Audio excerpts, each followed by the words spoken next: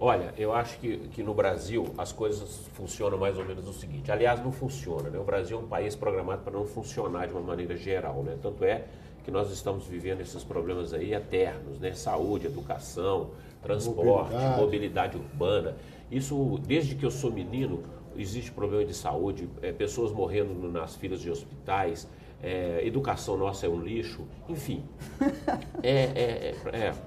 Enfim, eu acho. E aí, por exemplo, tem agora a cultura da multa, né? Ao invés da cultura da educação, nós vamos penalizar mais uma vez o cidadão com multas. Eu acho que é muito fácil, né, fazer um projeto de lei e mandar colocar assim, vamos fazer uma multa para quem faz isso, para quem faz aquilo, para quem deixa de fazer aquilo. Mas esquece do principal, que é a educação, que começa onde? Começa no berço, né? E vai para a escola e depois transforma-se então no cidadão. Eu concordo com você que realmente a multa ela precisa vir num momento posterior, mas ela é necessária nesse caso porque infelizmente a nossa cultura é aquela cultura, se você não pega no bolso, não funciona. Nós estamos aí na iminência de um período chuvoso forte, em que promete aí inundações. Um pouquinho disso é o comportamento. É o comportamento de jogar o papel no chão, de jogar o lixo no chão, e o lixo entope o bueiro, não tem capacidade de vazão. Lixo é podridão, mas é riqueza. Tem uma faceta da riqueza do lixo que o poder público descobriu isso há algumas décadas. E se nós formos acompanharmos aqui, vamos ficar nas grandes cidades aqui que eu acompanhei, Contagem, Belo Horizonte, empurraram um processo licitatório de anos usando o argumento emergencial, ferindo toda a legislação, de forma a que fossem escolhidas empresas específicas para a exploração, coleta do lixo, né, e trânsito desse lixo até o aterro. Isso foi uma coisa escandalosa que se fez aqui na nossa cara. O lixo virou assunto nacional a partir de São Paulo, onde até assassinatos foram cometidos por causa de lixo e transporte. Essas são duas facetas que o poder público descobriu que pode ganhar, o agente público pode ganhar de forma transversal com ele, e esse é um assunto ainda que os homens públicos não aprenderam a tratar de frente, com transparência, com clareza, porque é preciso que a iniciativa privada entre no assunto, mas não numa forma de subterfúgio, com propinas, com chantagens. E a população tem que saber aonde que o lixo está, para onde ele é destinado e quanto ele custa. Bom, nós estamos aqui ao lado da Camila do Couto Seixas. Boa tarde, Camila. Boa tarde, Dino. Boa tarde a todos. Boa tarde. Seja bem-vinda aqui ao nosso Soltando o Verbo. Obrigada. Acho que sua presença aqui vai ser super importante para esclarecer vários assuntos aqui relacionados ao processo de lixo, não só aqui em Belo Horizonte, mas também em outras cidades do mundo, como elas resolveram melhor esse problema, ok? Mas a gente vai falar também um pouco sobre o outro lado do lixo, que o Marcinho já começou a falar aqui um pouco, o Márcio Fagundes, que é essa parte da inclusão social, da empregabilidade, né? Das coisas que o lixo pode gerar em termos de economia, né, Márcio?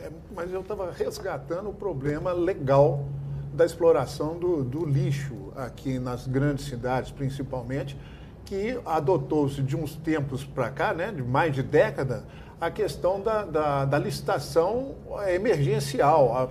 Não se abre licitação ou concorrência para a escolha de empresas para fazer essa coleta devido à argumentação de que é emergencial. E com isso, uma gestão vai prorrogando para outra, vai se passando, e isso virou uma barafunda tremenda. Aproveitar a presença da Camila, que tem uma chancela oficial aqui nessa mesa, para explicar para a gente um pouco isso. Bom, eu não sou advogada, mas como eu trabalho nessa área, a experiência já me deu esse aprendizado. E a licitação emergencial, ela tem uma função nos casos de serviços, por exemplo, como é a coleta de lixo, que não pode parar. Um contrato termina num dia, você já tem que ter um contrato começando no dia seguinte.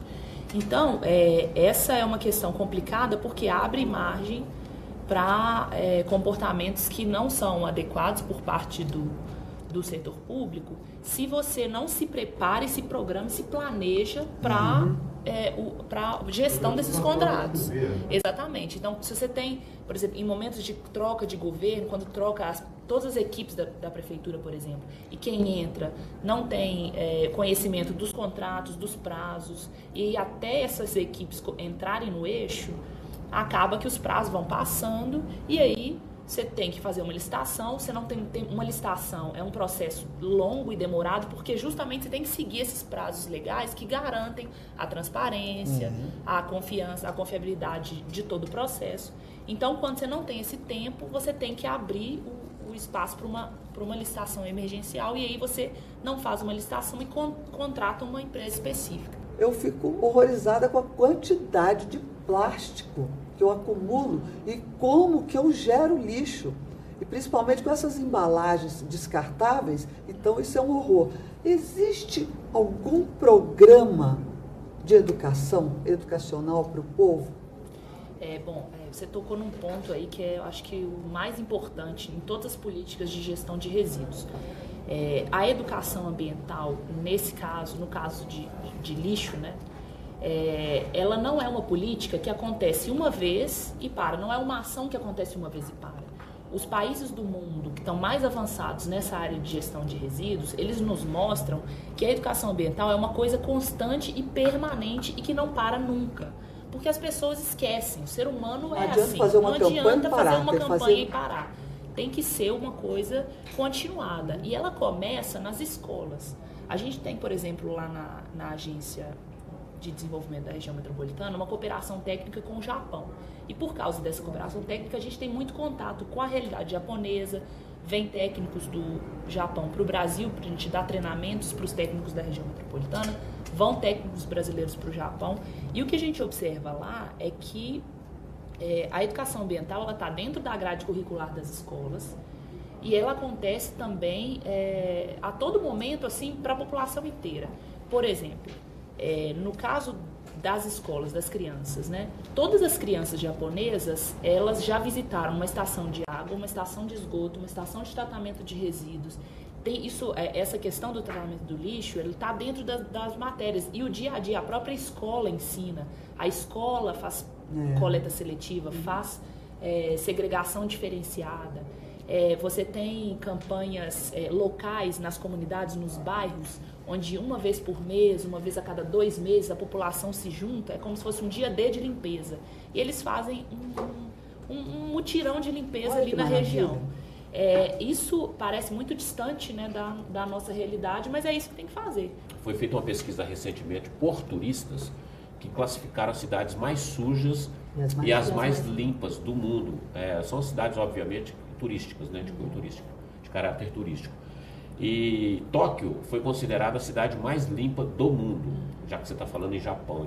Eu queria saber o seguinte: em Tóquio, no Japão, tem multa para quem joga papel na rua, alguma coisa? Bom, ou eles preferem educar conforme eu acho que deveria? Bom, se tem ou não tem multa porque não tem papel na rua, porque eles são educados. Eu não sei te informar se tem multa, mas, por exemplo, eu vi um vídeo de uma reportagem exatamente em Tóquio, e a coleta de lixo na rua, quem varre, eles coletam lixo com uma pinça. Uma pinça, pra gente ter uma ideia do tamanho do lixo que tem. É uma pinça grande, assim. Então, assim, não tem lixo na rua e não tem lixeira na rua. Por que não tem lixeira na rua? Porque a população já foi educada. Você é responsável pelo lixo que você gera.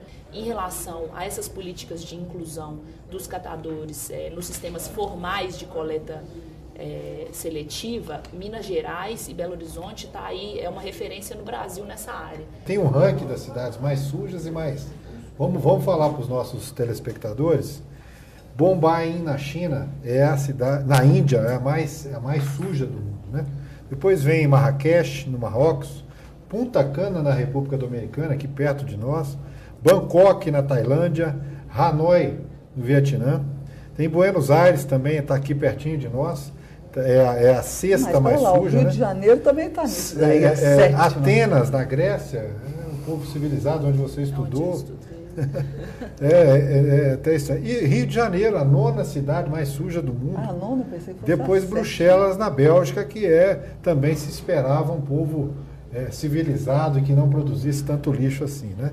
E as mais limpas nós já falamos: Tóquio, Singapura, Zurique, na Suíça, Viena, na Áustria. Estocolmo, na Suécia, Dubai, nos Emirados Árabes, Dubrovnik, que está na Croácia, Munique, na Alemanha, Copenhague, na Dinamarca e Praga, na República Tcheca.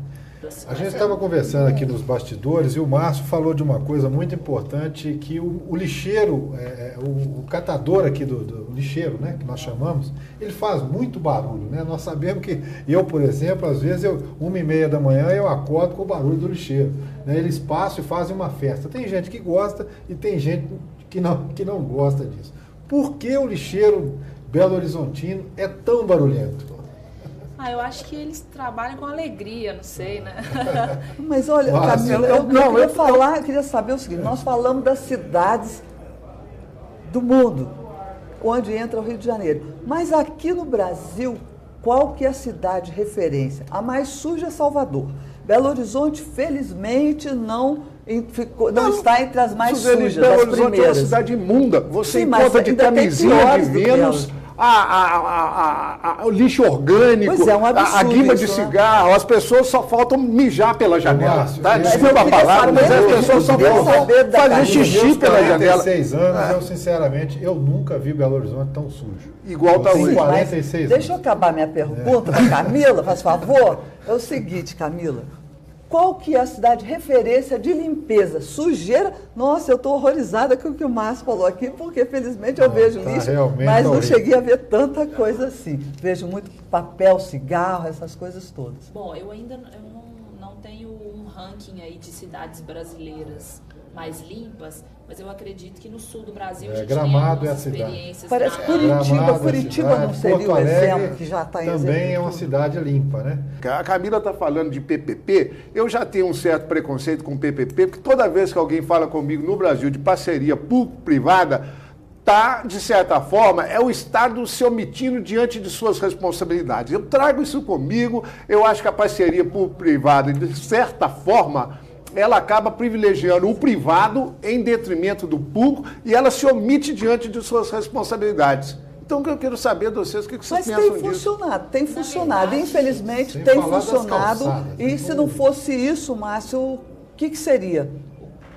A questão das parcerias público-privadas, elas chegam num momento em que o Estado ele reconhece uma Incompetência.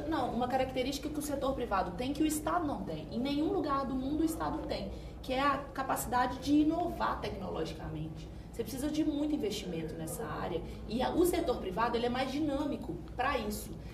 No caso de resíduos, por exemplo, as tecnologias de tratamento, elas evoluem numa rapidez impressionante. São Paulo é um exemplo de reciclagem de alumínio. Mas o aqui... Estado, no mundo inteiro, em todos os setores de reciclagem de resíduos, o setor privado é o que fica responsável por essa Camila, mas enquanto em certos lugares do mundo se discute a questão do melhor uso do lixo, inclusive transformando em energia, tá? Porque o lixo hoje, ele agrava a questão ambiental que o planeta vive, o mundo hoje aproveita do lixo para transformá-lo em energia. Nós ainda estamos discutindo sobre compactação de segmentação do lixo. Nós estamos sempre atrasados. As tecnologias existem, nós, em vez de fazer grandes usinas para aproveitar esse lixo e o gás que sai daí gerar energia, nós não fazemos. Nós achamos bonito a iniciativa privada arrumar direitinho, depois pôr uma grama em cima e pôr tubo para sair o gás para não explodir aquilo ali.